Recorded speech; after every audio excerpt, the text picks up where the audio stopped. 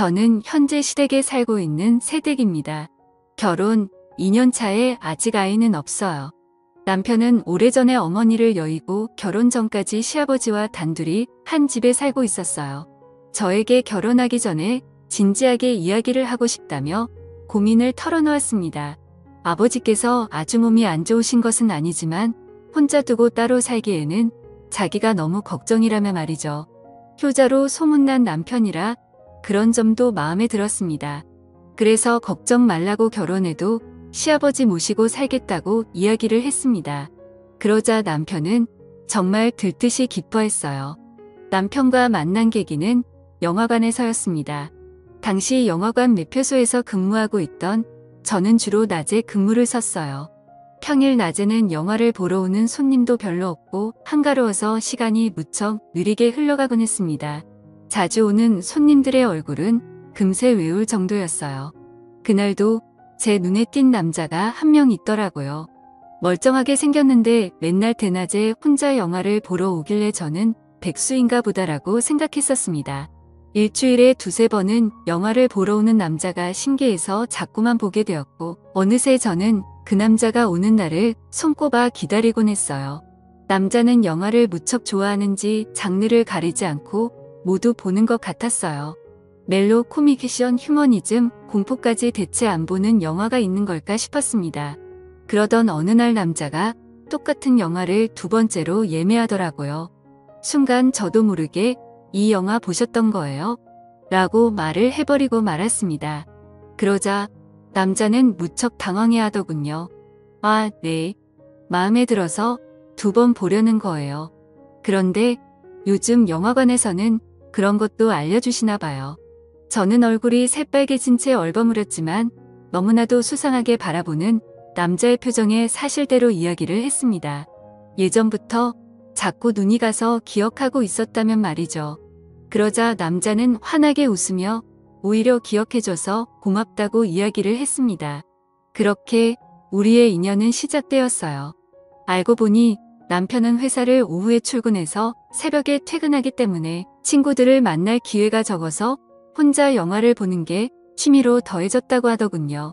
그래서 매번 낮에 영화를 봤는데 그게 이렇게 저와의 인연을 만들어주게 될 줄은 꿈에도 몰랐다고 했어요.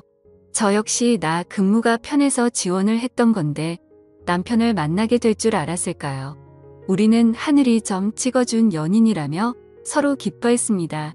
그렇게 알콩달콩 사랑을 채워나가게 되었어요. 솔직히 사귀면서 아무런 우여곡절이 없었다는 거짓말이지. 남편의 오후 근무는 처음 만나게 해준 소중한 계기였지만 막상 사귀게 되니 참 불편한 점이 많았어요. 함께 무언가를 할 수 있는 시간이 애매하더군요. 근사한 레스토랑에서 저녁을 먹고 싶어도 그럴 수 없었습니다. 그렇다고 남편의 시간에 맞춰서 아침에 밥집을 가자니 문을 연 곳이 있으리 말로였어요. 데이트다운 데이트는 즐기지도 못해서 저는 점점 스트레스가 쌓였어요. 그런 저를 보더니 남편은 어느 날 차라리 이렇게 다툴 거면 헤어지자고 하더군요. 하지만 저는 그러고 싶지 않았습니다. 데이트를 자주 못해서 그렇지 남편이 싫은 건 아니니까요. 무엇보다 저와 남편은 궁합이 아주 잘 맞았습니다. 남편 전에 남자를 몇 번 만나봤지만 지금 남편만큼 저에게 만족감을 주는 남자는 없었어요. 솔직히 그게 가장 큰 역할을 했어요. 부끄럽지만 저는 돈을 많이 벌어다 주는 남자보다 궁합이 잘 맞는 남자가 좋았으니까요. 돈은 저도 같이 벌면 되는 거고 있다가도 없는 거고 없다가도 있는 것이지만 남녀 관계는 그렇지 않잖아요. 그렇기 때문에 남편의 바지를 잡고서라도 절대 헤어지지 않을 거라고 말했습니다. 때문인지 남편은 그 뒤로 헤어지자는 이야기를 꺼내지 않았어요. 차라리 이렇게 매번 힘들게 데이트를 할 바에는 아예 결혼을 하자고 결심을 했습니다. 어차피 우리 둘 다 결혼 적령기에 다다른 나이였기에 그렇게 무리한 이야기는 아니었어요. 그렇게 우린 결혼을 약속한 후 각자의 집에 인사를 드리기로 했습니다. 우리 집에서는 남편을 무척이나 좋아했습니다. 솔직히 처음에는 시큰둥한 반응이었어요. 남편의 외모가 그리 뛰어난 편은 아니었거든요. 키도 작고 동글동글해서 흔히 볼 수 있는 동네 아저씨처럼 생긴 남자였으니까요. 그런데 우리 부모님의 마음을 쏙 빼놓게 된 것은 바로 남편의 능력이었습니다. 저는 처음에는 그렇게 남편의 회사에 월급이 넉넉할 줄은 몰랐어요. 맨날 후줄근한 티셔츠와 청바지만 주구장창 입고 다녔기 때문에 벌이가 그저 그런가 싶었습니다. 그런데 엄마 아빠는 남편을 만나는 날 명함에 써있는 회사 이름을 보더니 눈이 휘둥그레지더군요. 아마 어른들은 알만한 사람들은 다 아는 그런 기업인가 봐요. 솔직히 저는 세상 물정을 잘 모르는 그런 아이였어요. 영화관에서 아르바이트를 하게 된 것도 부모님이 한 번은 스스로 돈을 벌어봐야 한다고 했기에 마지못해서 딱 3개월만 일을 했던 것이었죠. 어릴 적부터 부족함 없이 지내왔습니다. 아버지는 식당을 3개 정도 운영하시고 어머니는 보육학원을 운영하는 원장님이셨어요. 그래서 물질적으로 엄청 부자처럼 풍요롭지 않아도 나름 여유있게 지냈던 것 같아요. 학창 시절부터 하고 싶은 건 거의 다 하고 지냈거든요. 주변 친구들도 너네 집 잘 산다고 이야기하니 그냥 그렇구나 라는 정도였어요. 마땅히 취직을 할 생각도 없어서 초등학교 때부터 꾸준히 하던 피아노로 이름 없는 대학교를 졸업했어요. 그래서인지 유달리 저는 멍하고 순진하다는 이야기를 많이 들었던 것 같아요. 금전적인 감각이 별로 없는 것도 어릴 적의 영향인 것 같았습니다. 어쨌든 그런 쪽으로 부모님이 저보다 훨씬 밝으시니 남편의 직장을 보고서 무척이나 기뻐하셨어요.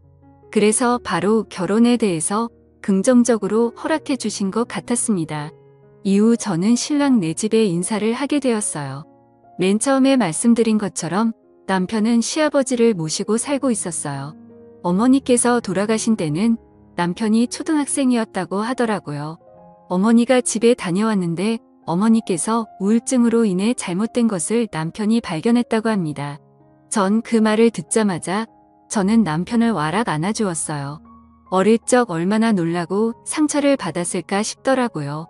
왜 어머니께서 그런 선택을 하셨는지 조심스럽게 물어봤는데 남편은 자세히 모르겠다고 하더군요.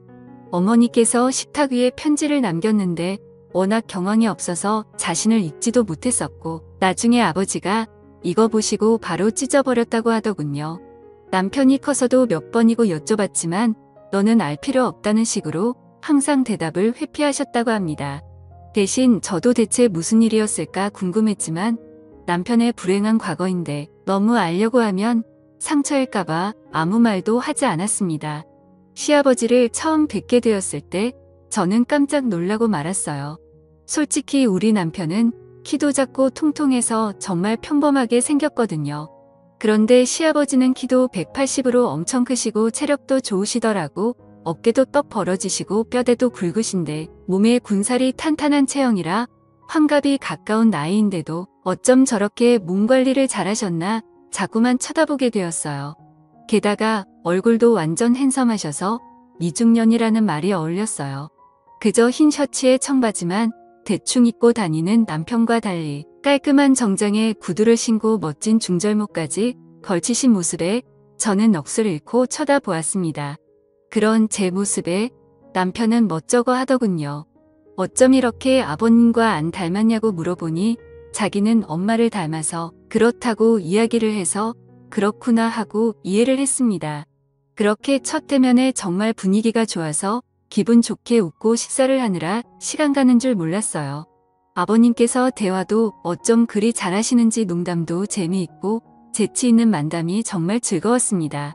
그래서 남편에게 저는 솔직히 셋이 사는 거 걱정되었는데 이런 시아버지라면 전혀 문제 없을 것 같다고 이야기했어요.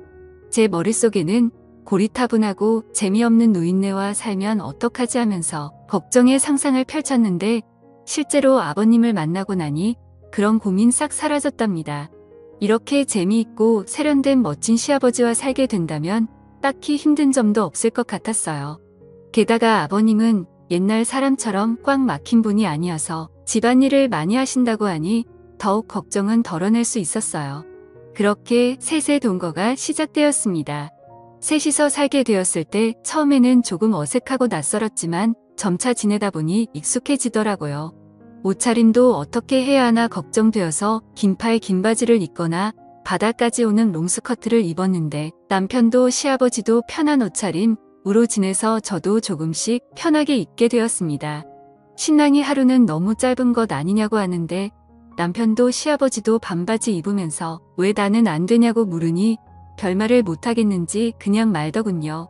그렇게 옷차림도 어느 정도 정리가 되었고 집안일도 각자 배분하게 되었습니다. 저는 주로 요리와 설거지를 담당했고 남편은 청소와 분리수거를 도왔어요.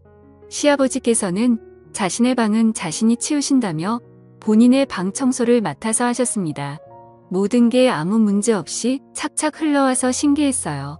남들은 시댁과 함께 살게 되면 시집살이를 한다면서 너무 힘들어하는데 난 정작 혼자 살 때보다 더 편하다고 느껴졌거든요. 이렇게 착한 남편과 시아버지를 만나는 것도 하나의 복이구나 느꼈습니다. 그런데 모든 일이 순탄하게 흘러갔다면 이렇게 사연을 보내지도 않았겠죠. 결혼한 지 1년이 조금 넘었을 무렵 문제가 생겼어요. 바로 남편의 해외 발령이었어요. 남편이 다니고 있던 회사는 미국에 본사가 있고 우리나라는 한국지사였거든요. 한국지사에서 일을 하고 있는 남편은 성과를 인정받아서 미국 본사의 발령마다 출근하게 되었습니다. 남들이 들으면 정말 잘된 일이고 축하해 할 만한 일이잖아요. 저도 처음엔 진심으로 축하를 해주었어요. 그런데 남편이 저에게 이상하다는 듯 자신과 같이 미국에 갈 건데 왜 아무런 준비를 하지 않냐고 하더군요. 그 말에 제가 더 당황했어요. 저는 여기에 부모님도 다 계시고 친구들도 있는데 굳이 남편의 일터에 따라가고 싶지 않았거든요. 미국이란 나라도 물론 가보면 좋겠죠. 그런데 단지 여행으로 가고 싶을 뿐 가서 살고 싶진 않았어요. 엄마 아빠도 없고 친구들도 없는 나라에서 오직 남편이 퇴근하기만을 기다리며 지내기 싫었어요. 상상만 해도 우울증이 올 것 같아서 절대 싫다고 저는 고집을 부렸습니다. 그러자 남편은 한숨을 쉬며 알겠다고 하더군요. 대신 아버지를 잘 모시고 지내달라고 했어요. 아무래도 미국에 3년 정도는 있어야 할 것 같다며 그 사이 종종 휴가 내고 한국에 오겠지만 그렇게 자주 오지는 못할 것 같다고 했어요. 1년에 2번 정도는 꼭 오기로 약속한 뒤 남편은 미국으로 향했습니다. 처음에 시아버지와 단둘이 집에 있다는 사실이 조금 어색하긴 했어요. 대화를 나눠도 항상 남편이 가운데 있었는데 이젠 둘만 이야기를 나누려 하니 자꾸 말이 헛돌더군요. 그런데 저와 마찬가지로 시아버지도 많이 불편하셨는지 어느 날 저를 앉혀놓고 술을 먹자고 하시더군요. 한 번도 단둘이 술잔을 기울인 적이 없어서 이렇게 우리 둘이 남처럼 어색한 것이라며 소주 한잔하면서 서로 속 터놓고 이야기한 뒤 내일부터 편하게 아빠와 딸처럼 지내자고 하셨어요. 저도 시아버지 말에 동의를 하고 술을 마셨습니다. 이날에는 둘 다 별일이 없었어요. 정말 일반적인 시아버지와 며느리처럼 안주에 소주를 나눠 마신 뒤 이런저런 이야기를 하다가 잠에 들었으니까요. 다음 날부터 서로 편하게 대하자고 약속한 것처럼 시아버지는 정말 저를 편하게 대해주셨습니다. 저도 그런 시아버지의 배려가 싫지 않았어요. 문제는 바로 이 뒤부터였습니다. 부엌에서 식사 준비를 하고 있는데 시아버지께서 쓱 다가오시더니 간을 보자고 하셨어요. 대수롭지 않게 한 숟갈 들이니 맛보시고 아주 맛이 좋다며 우리 며느리 참 기특해라고 의견을 여쭤주셨습니다. 칭찬에 익숙해서 별다른 의식을 하지 못했는데 이게 바로 시작이었어요. 그 뒤로 시아버지께서는 칭찬을 할 때마다 미묘하게 스킨십을 하셨습니다. 처음에는 어깨 그 다음에 팔허리 순으로 점점 나아갔어요. 저도 그땐 무슨 생각인지 별다른 의심을 하지 못했죠. 마치 미지근한 물에 익숙해진 개구리가 점점 물이 끓어도 뜨거운 줄 모르고 냄비 안에 있다가 익어 죽는 것처럼 그렇게 서서히 시아버지의 손길에 익숙해져 갔습니다. 워낙 자상하시고 다정한 분이라 그런 표현을 하시는 것이 날 딸처럼 여긴다고 하셨으니까 그러나며 스스로를 세뇌하고 길들여져 갔어요.